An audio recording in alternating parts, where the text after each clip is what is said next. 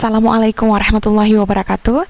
Di video saya kali ini saya akan membuat budgeting keuangan rumah tangga khususnya di bulan Juli tahun 2022 ini. Tapi sebelum saya masuk ke video saya mau menunjukkan ini saya baru order celengan target ya. Jadi ini untuk aku masukin kalau misalnya ada sisa uang belanja gitu ya.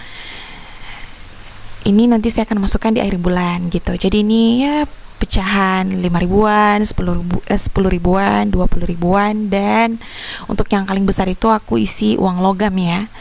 Dan ini sebelum saya bikin catatan anggaran bulan Juli, ini sebenarnya alat tempur saya dari zaman saya nikah ya, dari 2018 ini yang saya gunain gitu.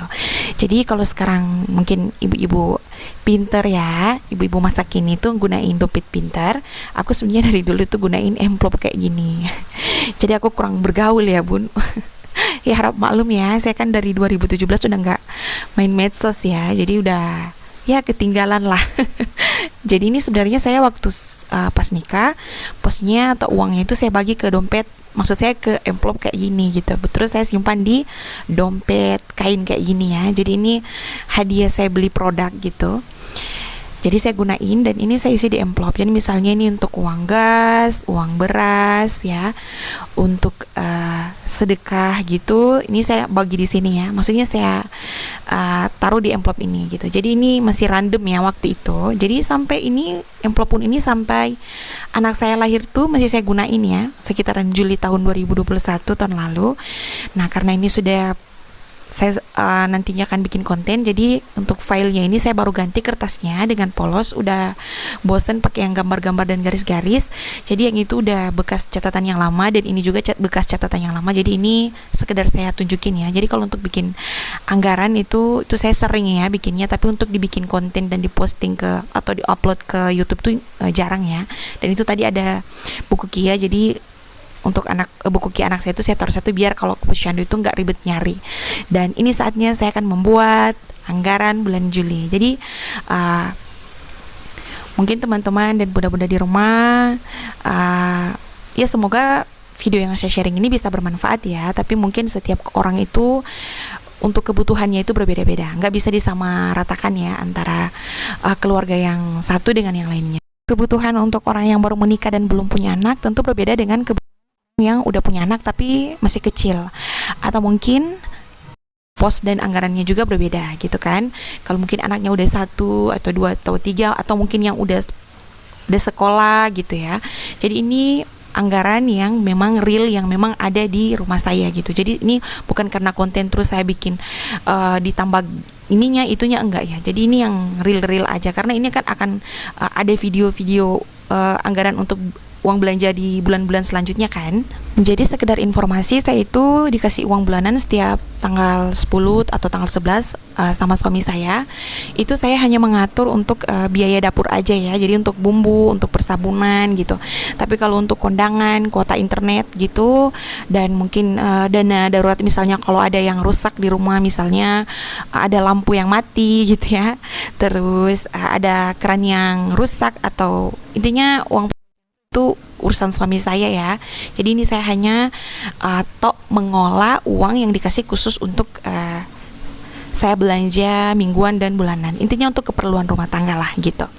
Jadi di sini ini saya udah punya 20, kurang lebih 21 poin ya. Dan ini stroke di luar dari uang belanja yang suami saya kasih. Tapi itu nanti bentar saya akan tulis ya. Tapi ini saya bikin anggarannya dulu. Jadi di sini yang pertama itu saya anggarkan bensin. Jadi ini bensin kalau suami saya itu mau kerja itu minta ke saya ya, gitu. Jadi untuk bensin itu saya anggarkan 27 hari dikali 20.000 itu 540.000. Dan untuk jajan Abi Asyaf itu dia beli minuman dingin mungkin di tempat kerja, atau dia beli rokok gitu, aku kasih 260.000, aku budgeting. Dan untuk susu Asyaf itu aku budgeting 6 dos, kurang lebih 504.000. Dan untuk diapers atau popok itu 500.000. Dan untuk minyak angin atau minyak kayu putih itu saya budgeting 100.000. Dan untuk tisu basah dan tisu kering itu saya budgeting 50.000. Jadi ini saya udah kurang-kurangin ya. Jadi yang saya kurangin di sini itu tisu basah dan tisu kering. Kalau mungkin dia masih bayi 1 bulan 2 bulan itu tisunya biasa saya beli 700 gram, 900 gram. Tisu basah itu biasanya kan satu pak isi 2 ya. Itu biasanya saya beli 3 gitu ya. Tapi karena dia udah mau 1 tahun, jadi mungkin kalau dia kotor lah saya langsung cuci aja di air ya. Dan untuk penggunaan tisu kering ini saya kurangi, jadi intinya biar intinya saya belanja sesuai kebutuhan gitu aja. Dan untuk listrik sama air saya budgeting 135.000. Dan untuk tabung gas itu saya stok 6 ya. Jadi itu saya jarang beli di pangkalan. Jadi kalau di warung dekat rumah itu 23.000. Karena untuk ngantri di pangkalan itu butuh waktu ya, dan saya punya anak, jadi ya udah yang dekat-dekat aja. Itu 138.000. Dan untuk bumbu dapur itu karena masih ada di dapur dan stoknya masih ada, jadi itu saya anggerin itu hanya 10.000 karena garamnya aja yang udah habis, yang lain itu masih ada. Dan untuk rempah-rempah itu saya budgeting 250.000. Dan untuk ini bukan mau ria atau apa, tapi ini benar-benar udah tercatat di anggaran aku, dan aku sedekahin 80.000. Dan untuk sayuran aku 80.000. Dan untuk tempe itu 80.000, oli dan pangkas rambut itu 75.000. Dan untuk skincare berapa? 15.000. Aku hanya mau beli ini apa namanya, hand body lotion ya, karena itu udah habis, yang lain itu masih ada. Minyak goreng aku budgeting di sini 150.000. Saya itu habis kurang lebih 3 bungkus, atau yang per bungkus itu yang ukuran 2 liter. Kemudian bahan kue 50.000, gula dan kopi 50.000, entah itu kopi saset ataupun kopi hitam. Dan yang terakhir cemilan ya, ini cemilan antara beli nggak beli, jadi aku udah jarang banget beli coklat-coklat gitu ya, aku kurangin, jadi hanya 50.000 doang, karena riwayat keluarga itu diabetes ya, mulai nenek sama ibu aku. Jadi ini totalnya kurang lebih 3.637.000. Jadi kalau menurut saya suksesnya seorang ibu rumah tangga itu mengatur keuangan yang diberikan suaminya. Intinya mengatur keuangan rumah tangga dalam per bulan itu gimana caranya biar nggak ngutang di akhir bulan gitu. Jadi intinya uangnya itu cukup, besar dan kecilnya itu bukan menjadi patokan, yang penting uangnya itu cukup ya. Jadi saya pinjam di akhir bulan gitu. Intinya masih 1 minggu terima gaji terus kita udah mulai ngutang atau talangan atau dana. Itu pernah saya rasakan di awal-awal pernikahan, itu kurang lebih 2-3 bulan itu masih seminggu mau terima gaji itu udah min ya. Nah makanya itu saya pakai amplop kayak gitu, jadi saya udah dikotak-kotakin. Bahkan suami saya bilang, wah ini udah, kalau udah kayak gini udah nggak bisa diapa-apain gitu katanya. Misalnya di akhir bulan tinggal seminggu terima gaji itu pingin jajan gitu ya, terus aku bilang udah nggak bisa, ini udah uang buat beli gas gitu, karena kamu terima gajinya nanti seminggu lagi. Jadi itu saya pernah mengalami, makanya saya gunain amplop kayak gitu ya dari 2018, dan amplop itu saya masih gunain sampai terakhir 3 bulan terakhir. Jadi dompet ini pernah saya ngonten ya buat YouTube, jadi mungkin kalau dimasukin ke amplop itu agak bingung ya, nggak kelihatan. Jadi oke lah, saya ngikut ibu-ibu di rumah yang pakai dompet kayak gini. Jadi ini saya udah masuk 600.000 karena nggak ada uang kecil, jadi sisanya 60.000 nanti saya tambahin ke jajannya Asyaf. Jadi sebenarnya saya dubbing ini di depan rumah itu ada yang mutar musik, semoga nggak terlalu kedengaran ya. Dan ini untuk bensin itu ada sisa 60.000 kan, karena 540, dan untuk jajan Abi Asyaf ini 260. Nah jadi saya ambil di sisa bensin tadi ya, jadi ini udah pas. Dan ini saatnya saya mau masukkan uang susu Abi, maksud saya uang susunya Asyaf itu 500.000, kurang lebih 504.000, dan ini aku uang tadi ya, jadi ini pas 504.000. Ini untuk 6 dos susu Asyaf gitu. Ini apapun yang terjadi saya nggak akan pakai ya, kecuali untuk beli susu gitu. Jadi biar nggak minus ya di akhir bulan. Jadi kalau udah masuk kayak gini udah permanen, ini udah nggak bisa diapa-apain lagi. Selanjutnya kita masuk ke diapers ya, atau ke popok. Ini saya masukin sesuatu yang aku buat, ini saya masukin 500.000. Jadi ini 500.000 pas. Dan untuk minyak angin saya masukin 100.000. Untuk minyak kayu. Jadi kalau misalnya di suara dubbing saya ini ada suara musik, itu dari tetangga saya ya, karena saya dubbingnya ini pagi-pagi, kalau malam tuh gak sempat, udah keburu ngantuk ya. Dan untuk tisu basah dan tisu kering ini saya udah perkecil ya, 50.000 aja, dan ini sisa 45.000 kayaknya. Jadi oke lah, nanti saya tambahin karena nggak ada uang pecahan 50. Jadi ini saya hanya beli tisu kering yang kecil aja sama tisu basah 1 pak yang isi 2 itu loh. Dan kemudian nih saya lanjut ke beras. Jadi ini beras ini saya lebihin karena di sini ada, di kampung saya itu ada wadah ya untuk ibu-ibu yang mungkin ingin bersedekah gitu. Itu saya keluarin 2 kiloan, kurang lebih sebulan 8 kiloan. Bukan ria ya, tapi ini memang benar-benar ada posnya, jadi biar itu lebih terinci ya. Jadi ini sisa beras ini saya masih punya 15.000, bikin itu 400.000. Dan ini saya lanjut ke listrik air, itu di sini hanya 135.000 gitu. Jadi uang air itu hanya 30 di kampung. Ini saya masukin 100.000. Nah, karena saya kan masih 70.000 ya dari uang sisa bensin sama beras. Ini saya kurangin di sini aja. Jadi tinggal 70 kurang 35.000, sisa 40.000 gitu. Kan sama aja ya. Nanti akan ditambahin sisanya ke listrik dan air. Jadi saya masih punya sisa di uang sebelumnya. Emang agak ribet, tapi saya nggak mau maksain untuk nukar karena ini udah malam ya dan uangnya baru dikasih. Dan untuk tabung gas saya sediain 6 tabung, dan saya jarang beli di pangkalan ya. Saya belinya di warung di dekat rumah aja, itu 23.000 karena kalau di pangkalan kan 18 ribuan. Jadi saya budgeting 120 untuk 6 tabung 5.000. Jadi aku masih punya sisakan yang di tadi, jadi aku tambahin aja. Dan untuk persabunan ini saya budgeting hanya 75.000. Jadi saya udah catat ya untuk deterjen dan lain-lain.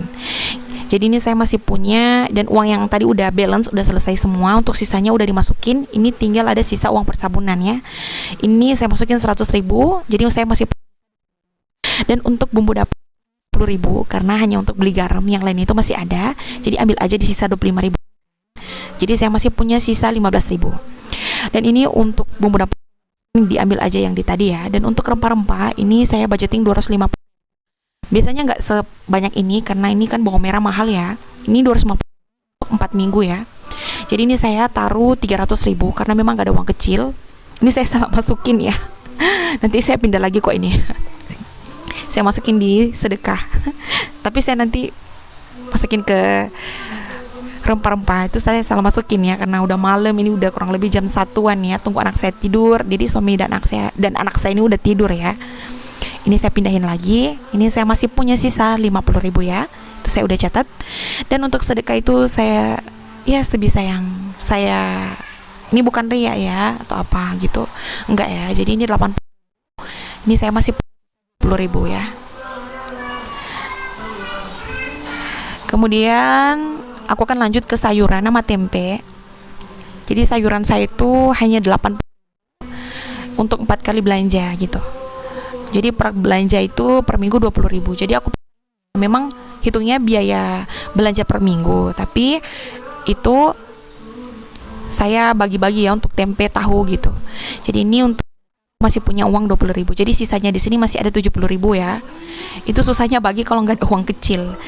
Nah, jadi ini untuk pos-posnya ini saya isi sesuai dengan yang saya tulis tadi. Nah, untuk sayuran 80.000, saya masih 10.000 lagi. Nih, saya masukin 100, sisanya saya catat di envelope ini. Jadi total sisa saya itu masih ada 90 ya. Dan untuk aku anggarin 50. Jadi aku ambil di sini aja ya, biar nggak terlalu banyak sisanya. Nah, aku coret 50.000, sisa 40.000. Jadi tahu tempe ini aku nggak isi, nanti ambil di sisa rempah sama sisa sedekah ya. Dan untuk oli dan pangkas rambut aku budgeting 75.000 karena kan pangkas rambut 5.000 dan oli 50.000. Jadi aku masih punya sisa 25.000. Nah, jadi sisanya aku ini masih 65.000 ya. Jadi agak ribet karena memang nggak ada uang kecil. Aduh, bingung ya. Tapi udahlah, yang real aja ya. Jadi ini benar-benar sudah seperti ini saya bikin anggaran. Kalau ada uang kecil ya mungkin lebih nggak banyak keterangan ya saya dubbing ini, tapi udahlah. Jadi total sisa aku tuh masih ada 80.000. Duh, ini suara musik tetangga saya nggak tahu kedengeran apa enggak ya. Dan ini untuk skincare saya hanya 15.000 ya, karena itu masih ada. Saya hanya mau beli hand body lotion yang kecil aja. Jadi aku ambil di sisanya tadi, jadi masih 65.000 ya sisanya. Dan ini kita akan lanjut ke minyak goreng. Minyak goreng ini saya budgeting 150.000 karena saya biasanya gunain 6 literan ya, tapi ini saya berusaha untuk bisa diirit-irit ya.